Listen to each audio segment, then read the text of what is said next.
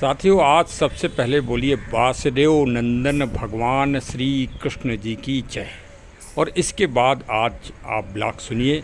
आज मैं अपना परिचय आपको नहीं दूंगा, चैनल का परिचय अवश्य दे रहा हूं। ज्ञान एंड नॉलेज का विशेष प्रोग्राम है मंथन, और मंथन हो रहा है आज जो वास्तव में जिन्हें ब्रह्म तत्व माना जाता है, भगवान योगेश्वर श्री कृष्ण, और उनका ये आज जन्म दिवस है 5251वां 5251 ईयर्स बिफोर भगवान श्री कृष्ण जी का जेल में पदार्पण हुआ था। देवकी नंदन भगवान योगेश्वर श्री कृष्ण जी का आज वास्तव में भाई जन्म दिवस पूरे विश्व में मनाया जा रहा है। पूरे विश्व में, फिर मथुरा और वृंदावन तो कहना ही क्या है।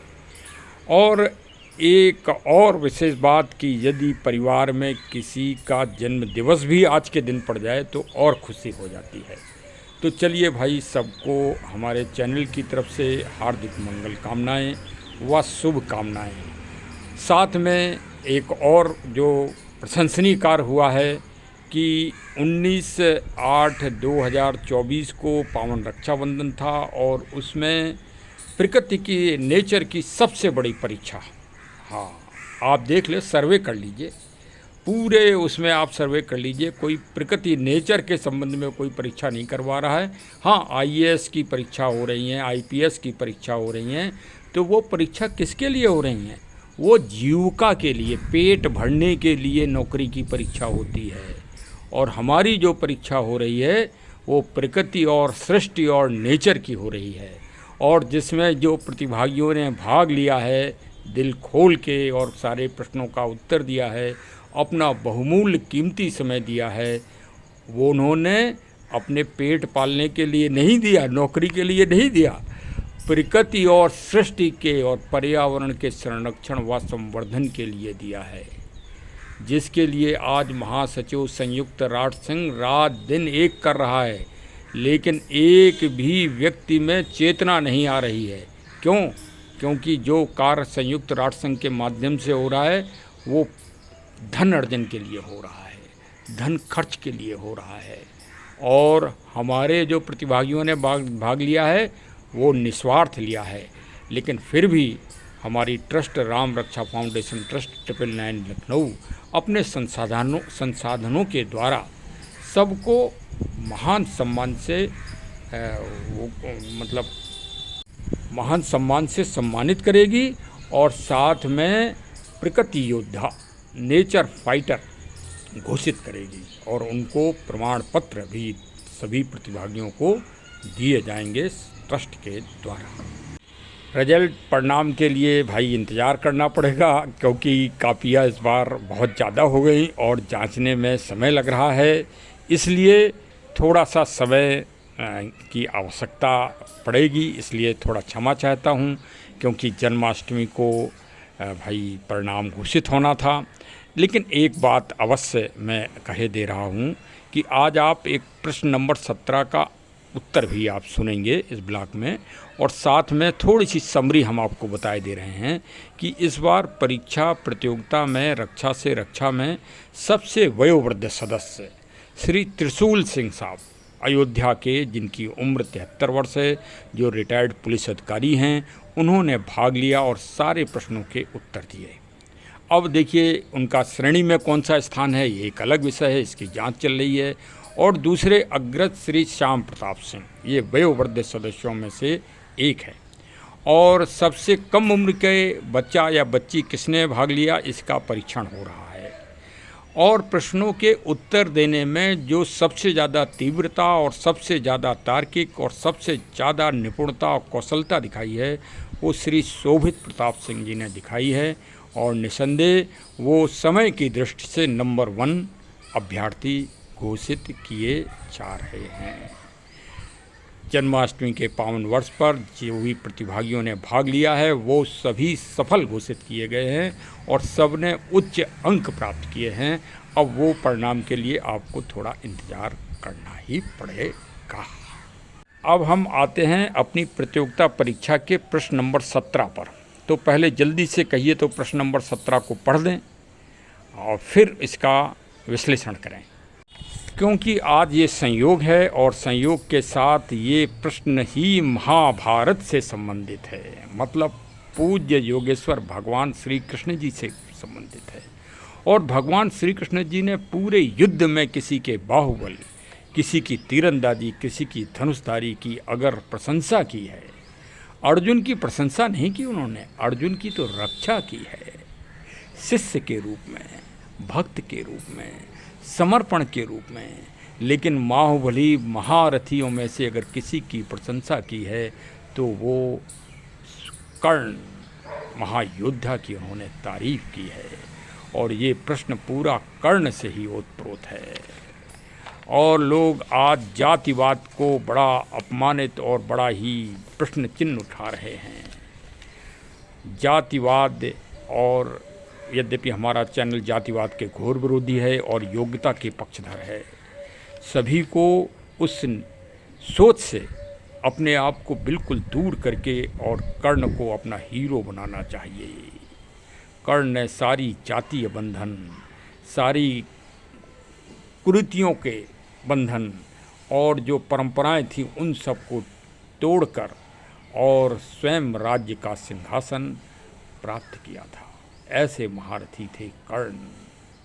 श्री रामचरितमानस में बाली की एक कहावत आपने सुनी होगी कि जन्म जन्म मुनि जतन कराही और अंत राम कही आवत नाही।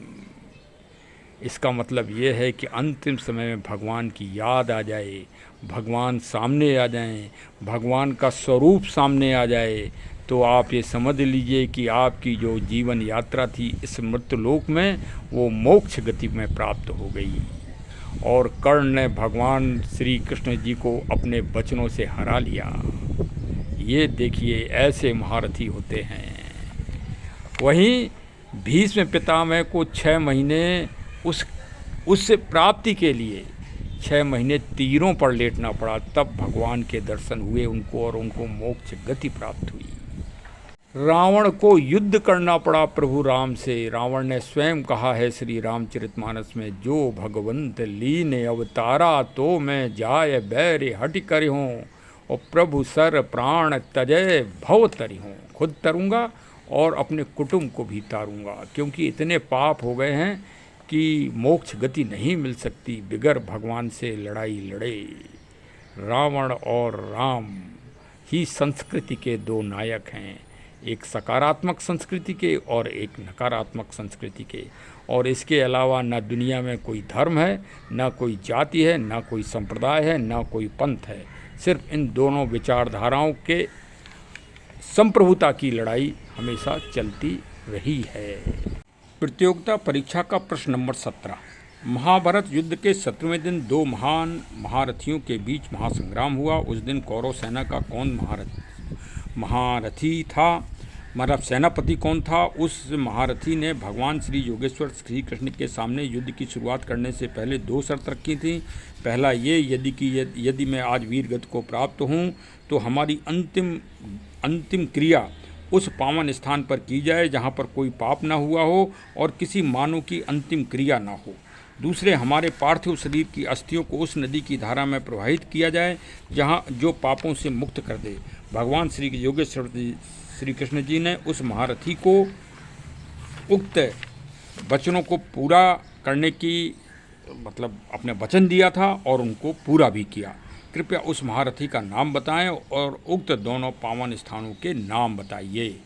तो अधिकतर हमारे अभ्यर्थियों ने सेनापति महारथी का नाम कर्ण सही बताया है, और लेकिन आगे के वृत्तांत को उन सभी को भी सुनना बहुत ज़रूरी है। और वास्तव में इन प्रश्नों के उत्तरों में बड़ा रहस्य छुपा हुआ है और ये बहुत ही आनंद देने वाले उत्तर हैं, और इनको समझिए और विशेषकर बच्चों को भी समझाइए। हमारा उद्देश्य उसका उद्देश्य ही है कि हमारे बच्चे भी जागृत हों और इस संस्कृति, महान संस्कृति को समझें, क्योंकि आगे का जो काल है वो परीक्षा का ही काल है और योग्यता का काल है। यदि अपनी जानकारी उनको पूरी नहीं होगी और योग्य नहीं होंगे तो वो आज दुनिया में कहीं भी सामना नहीं कर पाएंगे। देखिए, योग्यता के कारण ही भारतीय आज पूरे आईटी सेक्शन में महारथी बन गए, क्योंकि आईटी सेक्शन का। और देखिए, सब कहते हैं भारत गुरु बनेगा, महागुरु बनेगा और महाशक्ति बनेगा। अरे भाई, शक्ति योग्यता से बनती है, बिगर योग्यता के शक्ति नहीं बनती। अब कोई कुछ भी कहे, लेकिन प्रधानमंत्री जी में वर्तमान समय में योग्यता तो है ही कि एक तरफ रूस, एक तरफ अमेरिका और यूक्रेन में भारत की अहम भूमिका। तो योग्य बनिए कर्ण की तरह। एक तरफ राजा कौरव की संतान, एक तरफ राजा पांडवों की संतान, और उसमें बीच में कर्ण महारथी, जिसकी प्रशंसा भगवान स्वयं कर रहे हों।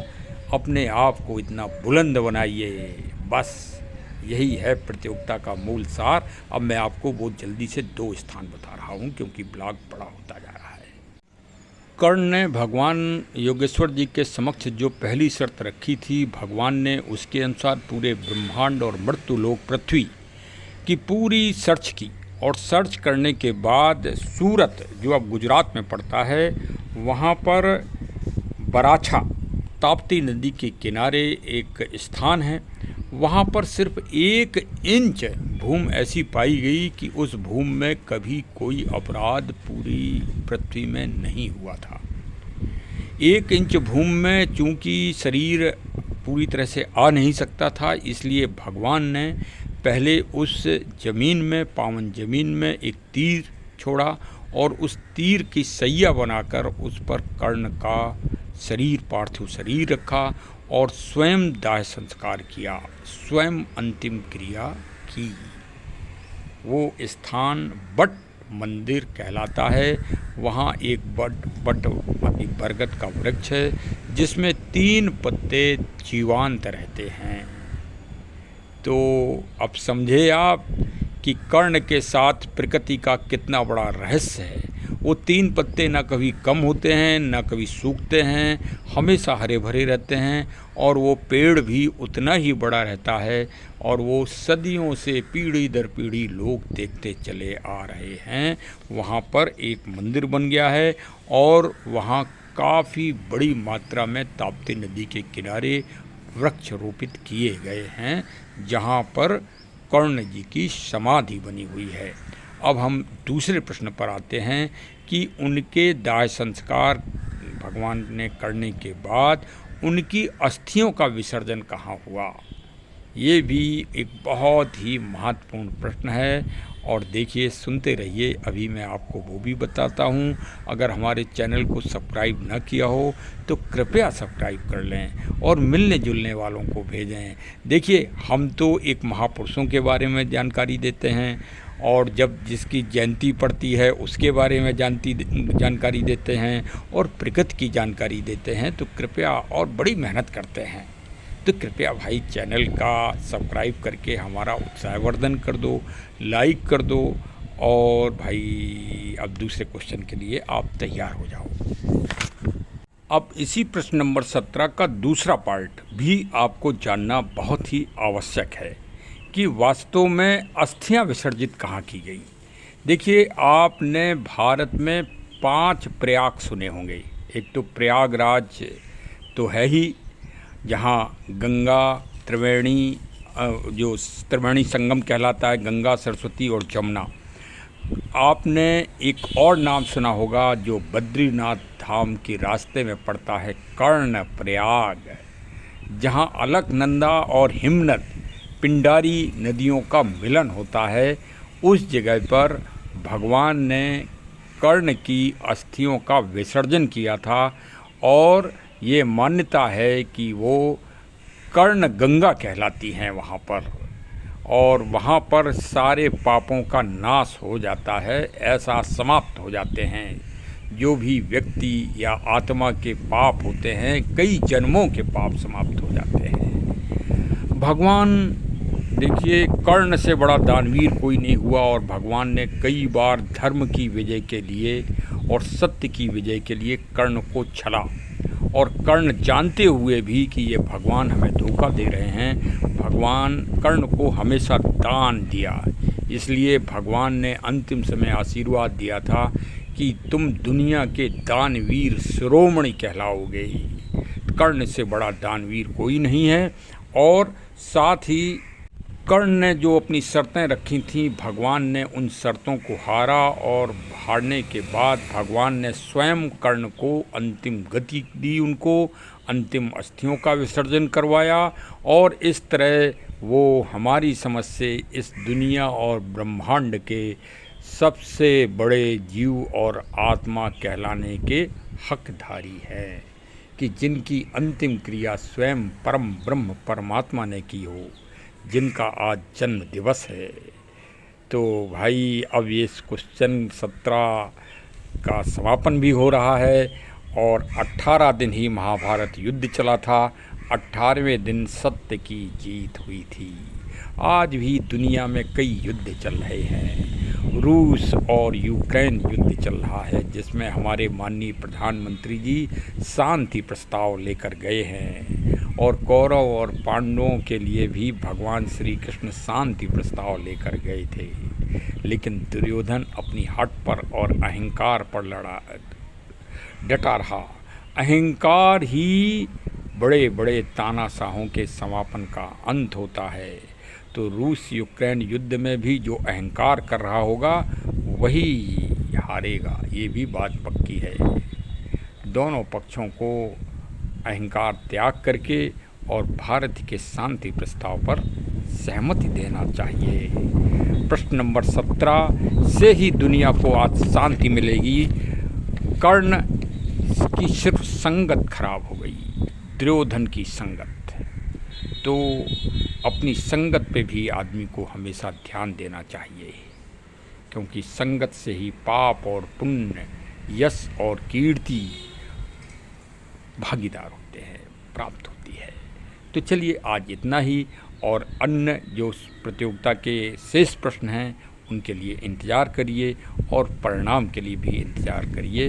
परिणाम इस बार संख्या अभ्यर्थियों की बहुत ज़्यादा हो गई, और कापियाँ जांचने में समय लग गया, इसलिए थोड़ा क्षमा चाहता हूँ। शीघ्र ही आपको उस आनंद से भी अभिभूत कराऊँगा। अब चैनल को सब्सक्राइब कर लें, और साथ में हमारे ट्रस्ट को भी मजबूत बनाना है, तो आपको अपना सहयोग भी देना है, अंश, जिससे प्रकृति का और अच्छा कार्य हमारा चैनल कर सके। क्योंकि प्रकृति और क्लाइमेट चेंजिंग की समस्या पूरी दुनिया में सबसे विकराल और भयावह समस्या आ रही है। उसके लिए लोगों को, जन जन को जागरूक करना हमारे चैनल और हमारी ट्रस्ट का मूल धर्म और कर्तव्य है। आप भी प्रकृति योद्धा बनिए। अगली बार 2025 में अवश्य भाग लीजिए, और सपरिवार लीजिए, बच्चों को भी शामिल करिए। बहुत बहुत धन्यवाद। जय हिंद, जय हिंद।